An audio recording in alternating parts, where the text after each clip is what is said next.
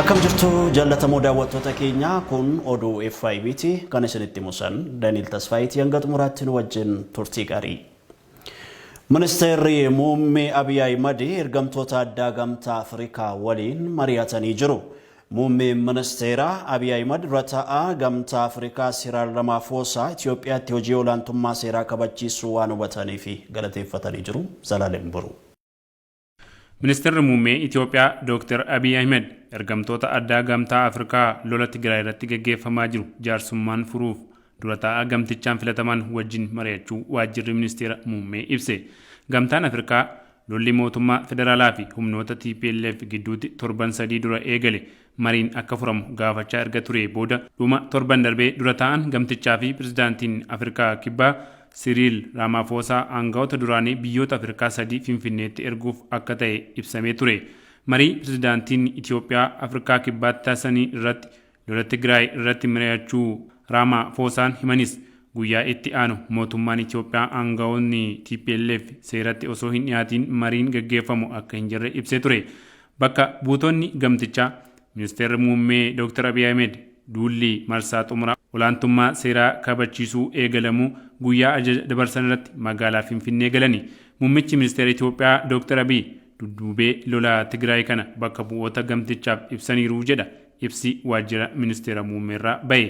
Waggoota lamaan darban TPLF biyyoota keessatti rakkoon akka dhalatu yaaliiwwan gochaa akka turee fi mootummaan isaanii obsaan darbaa akka ture hubachiisaniiru jedha ibsichi. Waldhibdeen TPLF wajjin jiru mariin dhiphisuuf yaaliin hedduu godhamaa akka turellee ibsaniiru jedhameera. Duula mootummaan federaalaa olaantummaa seeraa kabachiisuuf godhaa jiruun namoota nagaa irratti balaan akka hin geenyeef of eeggannoo guddaa gochaa jiraachuu fi naannicha keessatti namoota deeggarsa namoomaa barbaadaniif deeggarsi akka qaqqabu gochuuf koree hundeessuu ibsaniiru. Ulaan deeggarsi namoomaa ittiin dhiyaatu adda bahuu fi ministeerri nagaa dhaabbilee gargaarsa UN waliin ta'uun haala deeggarsi lammiilee bira gahurratti hojjetamaa akka jirus bakka buutota gamtichaaf himaniiru jechuun ibsameera. Gama kaaniin lammiilee lola kanaan gara Sudaanitti baqachuuf dirqaman qe'ee isaaniitti deebisuu dura kaampiiwwan 4 qopheessuun biyyatti baqatan Sudaan irraa simachuu fi jireenya idileetti deebisuuf qophii mootummaan isaanii godhe ibsaniiru. Mootummaan Itoophiyaa aangawoota TPLF fi humnoota isaanii maayii kaadirratti yakka dhala namaa irratti raawwatan seera dura dhaabuuf murannoo qabullee ibsaniiru. Ajjechaa jumlaa maayii kaadirratti sadaasa 19 raawwatamee fi namoonni 600 ol ajjeefaman TPLF harka keessaa hin qabu jechuun ibseera. Dura taa'aan gamtichaa Siriil Ramaphosaan bakka buutonni isaan Itoophiyaatti imalanii qaamolee lamaan waliin marachuu haala lola kana mariin furuun biyyattii nagaa fi tasgabbiitti deebisuun danda'amu irratti kan xiyyeeffatan ta'uu ibsanii ture. Haa ta'u malee gorsaan olaanaa ministeera muummee obbo Maammoo Mihiratuu obboloonni keenya Afrikaa yoo TPLF irratti dhiibbaa uumuun harka kennichiisan gahee olaanaa gumaachuu danda'u. Kanaaf ammoo eenyuyyuu gara Maqalee imaluu hin barbaachisu jechuun BBC'tti himanii turani. Akka obbo Mihiratuun jedhanitti gareen ergamaa addaa qabate ajaja gamtaa Afrikaatiin gara Itoophiyaa imalu gara Maqalee imaluu hin danda'u sababni opereeshinii waraanaa gaggeeffamaa jiruuf jedhanii ture. Biiroon barnoota Oromiyaa fi Somaalee akkaataa afaan Oromoo fi afaan Somaalee naannolee lamaan keessatti barsiisuun danda'amu irratti mari'atani. Hoogganaan biiroo barnoota Oromiyaa Dr. Tolaa Bariisoo uummanni Oromoo fi uummanni Somaalee uummata tokko ta'uu ibsuun tokkummaa uummata lameenii cimsuuf dhaloonni afaan saba lameenii barachuun egeree uummata Oromoo fi Somaaleetiif murteessaa ta'uu ibsani. Itti gaafatamaan biiroo barnootaa naannoo Somaalee obbo Muhammad Fattaa Muhammad gama isaaniin tokkummaa uummata Oromoo fi Somaalee cimsuuf duudhaa saboota lameenii wal barsiisuun barbaachisaadha jedhaniiru. Hirmaattonni marichaa yaada kennaniin afaan Oromoo fi afaan Somaalee naannolee lameen aanota filataman keessatti barsiisuuf yaanni jalqabame walitti dhufeenya saba lameenii daran kan cimsu waan ta'eef cimee itti fufuu qaba jedhanii jiru. Naannoo jiranitti dhaddachi yeroo akka hundaa'uuf obbo Jawaar Mohammad faa gaafatanii jiru. Abbootiin seeraas dhimmicha hooggansa olaanaa mana murtichaaf akka dhiyeessanii fi murteen akka irratti kennamu himanii jiru. Mulu Asaffaa. himata abbaan alangaa obbo Jawaar Mohaammed faa dabalatee namoota 24 irratti hundeessee ilaalchisee har'atti beellamni qabamullee obbo Jawaar Mohaammed, obbo Baqqalaa Garbaa, obbo Hamza Adaanaa fi obbo Samsaddiin Xaa dhaddacha har'aa irratti hin argamne. Manni murtii olaanaa federaalaa Ramaddii Lidataatti dhaddachi farra shororkeessaa fi yakkoota dhimma heeraa tokkoffaa galmee obbo Jawaar Mohaammed faa ilaaleera. Ta'usi gahee siyaasaa biyyattii keessatti qabnuu fi propoogaandaa gama miidiyaaleen irratti deemaa ture ka'umsa godhachuun nageenya keenyaaf yaaddoo waan qabnuu fi naannoo itti jirrutti dhaddachi yeroo nuuf haa hundaa'u jechuun dhaddacha har'aa irratti argamu akka hin dandeenye iyyataniiru. Abbootiin seeraas dhimmicha hoggansa olaanaa mana murtichaaf akka dhiyeessanii fi murteen akka irratti kennamu himaniiru. Obbo Jawaar Mohaammed himata qabeenya jalaa oggurameenis walqabatee irra deddeebiin mana murtiitti dhiyaachaa hin turre. Gama biraatiin dhaddacha har'aa irratti abbaan alangaa ittisa himatamtoonni dhiyeessan irratti deebii qabu dhiyeessee jira. Galmee obbo Jawaar faa keessatti kan himatamanii fi biyyaallee garaagaraa kan jiran obbo Dajanee Guutamaa, Dr. Biraane Masqal Abbabaa fi obbo Tsaggaayee Raggaasaa gama gaazexaan waamichi taasifamus dhaddacha har'aa irratti hin dhiyaanne. Abbaan alangaa namootni kun iddoo hin jirretti dhimmi isaanii akka ilaalamu kan gaafate yoo ta'u, manni murtichaas himatamtoonni kun iddoo hin jirretti dhimmi isaanii akka ilaalamu ajajeera. Obbo Baqqalaa Garbaa, obbo Jawaar Mohaammed abbaan alangaa waliigalaa Dr. Geediyoon Ximootiyoos waajjira ministeera muummeetti argamuun ibsa kennaniin mirga bilisa ta'anii ilaalamu isaanii sarbuu fi lubbuu isaaniif yaaddoo uume jedhan miidiyaalee fi laataniiru jechuun dhaddacha irratti himataniiti turan. Keessattuu obbo Baqqalaa Garbaani abbaan alangaa waliigalaa haala nuti ofirraa ittisuu hin dandeenye keessatti miidiyaalee biyya alaa fi ibsa kennaniiru. Kunis bilisummaa abbaa alangaa gaaffii keessa kan galchudha. Abbaan alangaa waliigalaa as dhufanii gaafatamuu qabu. Hojiirraas gaggeeffamuu qabu jechuun dubbatanii turan. Dhaddacha har'aa irratti abbootiin alangaa deebii barreeffamaa fuula 3 qabu dhiyeessaniiru. Haa ta'u malee abukaatoowwan himatamtootaa fi obbo Dajanee Xaafaan kan deebii kennuu qabu waajjira abbaa alangaa osoo hin taane abbaa alangaa waliigalaa kan ta'an Dr. Geediyoon Ximootiyoos ta'uu himuun mormaniiru. Kana malees abbootiin alangaa iyyatni himatamtoonni dhiyeessan abbaa alangaa waliigalaa qofa osoo hin taane dhaabbaticha irratti akka ta'e himan. Abbootiin alangaa dhaddacha irratti argaman garuu abbaan alangaa waliigalaa waamichi mana murtii akka isaan hin qaqqabne dubbatan. Manni murtichaas kanaan dura ajajni kan kenname abbaan alangaa waliigalaa akka dhaabbataatti deebii akka laatudha jechuun hime. Kana malees manni murtichaa ibsi abbaan alangaa waliigalaa miidiyaaleef laatan afaan Ingiliziirraa gara afaan Amaaraatti hiikamee CDdhaan afaan lachuun akka dhiyaatu ajajeera. Manni murtichaa obbo Jawaar Mohaammed fi obbo Baqqalaa Garbaa dhaddachi yeroo naannoo jirrutti yaa hundaa'u jechuun kan gaafatan irratti ajaja kennuudhaaf dhimmi isaa abbaan alangaa waliigalaa kan ilaaluu fi muddee 8 bara 2013tti beellama qabateera. Ajjeechaa artistaa Haacaaluu hundeessaa hordofee hokkora uumameen lubbuun namoota 170 yoo darbu kanneen kanaan shakkamanii 9,000 ol ta'an immoo hidhaa seenaniiru. Ji'a waxabajjii bara 2012 keessa kan to'ataman obbo Jawaar Mohaammed faa yakka shororkeessummaa ittisuu fi to'achuuf bahe labsii yakka telekoomii, labsii bulchiinsaa fi to'annoo meeshaa waraanaa fi seera yakka biyyattii keewwata garaagaraa darbuun himatamanii.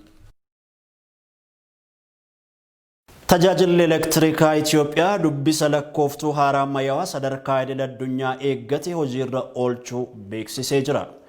Dubbiftuun haaraan tajaajila ibsaa kun Common Meter Reading Instrument kan jedhamu meeshaa daran ammayyaawaa ta'uu ibsameera. Meeshaan kun komii kaffaltii humna ibsaan wal qabatee ka'u furuuf kan gargaaru ta'uus eerameera. Dubbifni lakkooftuu kun fageenya meetira 50 fi sanaa gadi irratti lakkoofsa maamilaa walitti aanu galchuun lakkoofsa dubbisa lakkooftuu fudhachuuf kan dandeessisudha jedhame. Dubbifni dubbifame sirrii fi sirrii ta'uu dhabuusaa mirkaneessuuf dubbisaaf carraa kan laatudha jedhame. Hanqina dubbisaa furuu fi adeemsa hojimaataa saffisiisuuf itti fayyadama yeroo fi qabeenyaa fooyyessuuf hojimaata waraqaarraa bilisa ta'e diriirsuuf dogoggora dubbisa galmee hambisuu fi komii maamiltootaa hir'isuuf iftoominaa fi itti gaafatamummaa mirkaneessuuf kan gargaaru ta'uunis himameera. Galii dhaabbatichaa seeraan walitti qabuuf shoora olaanaa kan qabu ta'uus eeramee jira. meeshaalee dubbisa lakkooftuu 2,000 ol doolaara Ameerikaa 400 oliin bituun bulchiinsa magaalotaa fi naannoleef raabsuun hojimaata adeemsa dubbisaa waraqaarraa bilisa ta'ee gara dijitaalaatti jijjiiruuf hojjetamaa jiraachuunis eerameera. Lakkooftuun kun hanga muddee 30 bara 2013tti giddugala hundaatti hojiirra kan oolu ta'uunis eeramee jira. FBCtu gabaase. Odeeffannoo biyya alaatiin Trump White House gadhiisuuf qophaa'uu isaanii akeekanii jiru. Kunis Joe Biden pirezidaantii United States itti aanu ta'uu isaanii Electoral College'n ifatti yoo mirkaneesse White House'n akka gadhiisanidha Donald Trump kan beeksisanii. Sonia Mohammed. U.S. President Donald Trump said on Thursday that he will leave the White House when the Electoral College votes for Democratic President-elect Joe Biden. Bu'aa filannoo pirezidaantummaa US sadaasa sadii gaggeeffameen injifatamuu isaanii fudhachuu kan didan Trump Kamisa kaleessaas injifatamuu isaanii amanuun ulfaataa ta'uu ibsanii jiru. Irra deebi'uunis himannaa isaanii ragaa hin qabneen sagaleen na jalaa hatameera jedhu dhageessisanii jiru. Sirna filannoo US Electoral College'n hanga ammaatti Biden sagalee 306, Trump ammoo 232 sassaabachuun injifataan eenyu akka ta'e adda bahee jira. Sirna filannoo kanaan kaadhimamaan sagalee 270 sassaabachuu danda'e filannichaa kan injifatu waan ta'eef Biden injifachuu isaanii labsuun qophiitti jiru. Dureen filattootaa ji'a dhufu walitti qabamuun bu'aa filannoo isaa xumuraa erga beeksisanii booda ammajjii 20 Biden pirezidaantii US ta'uun waadaa seenu. Pirezidaanti Tiraamp fi deeggartoonni isaanii burjaajii filannoo kanaarratti raawwate jedhan ilaalchisee himannaa hedduu dhiyeessanii kan turan ta'us hedduun isaanii fudhatama dhabanii jiru. Haa ta'u malee jalqaba torbaan kanaatti Tiraamp ce'umsa aangoo gara Bidenitti godhamutti waliigaluu isaanii ibsanii jiru. Waliigaltee Trump torbee kanaa bu'uura godhachuun Biden dhimmoota nageenyaa gurguddoo irratti odeeffannoo qaama ilaallaturraa argachuu eegalu. Qophii gara White House'itti galuuf godhaniifis doolaarri miliyoonaan lakkaa'amu ni gadhiifamaaf. Kamisa kaleessaa gaafii Electoral College'n injifatamuu keessan yoo mirkaneesse White House'i ni gadhiiftuu jechuun gaafataniif deebii yoo kennan mamii malee kana isinuu beektu jedhan. Itti dabaluunis yoo Bidenin filataniiru ta'e dogoggora hojjetan jechuun injifatamuu akka hin fudhanne immoo akeekan. Fudhachuuf baay'ee namatti cimaa sababni isaas hanni guddaan akka jiru ni beekna jedhan. Himata kana Trump irra deddeebiin dhiyeessanis ragaa gahaan himata isaanii kana hin deeggarre jedhamu. Sirna waadaa seenuu Biden irratti ni hirmaattuu laata yaada jedhu irrattis deebii hin kennine. Adeemsi idilee aangoo pirezidaantii tokko irraa gara kan birootti ceesisuuf taasifamu Trump bu'aa filannoo fudhachuu diduu isaatiin danqamee jira. Pirezidaantii US ta'uuf kan jiran Biden biyyi isaanii COVID-19 akka diina biyya isaanii weeraretti ibsuun namuu jabaatee akka ofirraa qolatu waamicha gochaatii jiru. Lakkoofsi namoota dhibee kanaan qabamanii akkaan dabalaa sababa jiruuf sirna galateeffannaa waggaa waggaan godhamu kan Thanksgiving dhiisanii jiru. Mootummaa isaanii keessatti aangoowwan olaanoof namoota qopheessanis ifa godhanii jiru. Gabaasni kan BBC'ti. U.S. President Donald Trump said on Thursday that he will leave the White House when the Electoral College votes for Democratic President-elect Joe Biden. Kooriyaan kibbaa fi Chaayinaan sagantaa misooma niwukilaaraa Kooriyaa kaabaa irratti mari'achuuf aangawoonni olaanoon biyyoota lameenii walii galuu beeksisanii jiru. Kun kan dhaga'ames pirezidaantiin Kooriyaa kibbaa Moon Jae-in aangawoota Chaayinaa olaanoo waliin erga mari'ataniiti jedhameera. Marii isaaniitiin pirezidaantiin Chaayinaa Xi Jinping gara Siyoolitti imaluun daawwannaa taasisaniif haala isaanii mijeessuuf ta'uu dhaga'amee jira. Pirezidaanti Moon Chaayinaan naannichatti nageenya waarawaa buusuuf tattaaffii taasiftuuf galateeffataniiru. Aangawoonni Chaayinaa gara Jaappaan imalanii akka turanis beekamee jira.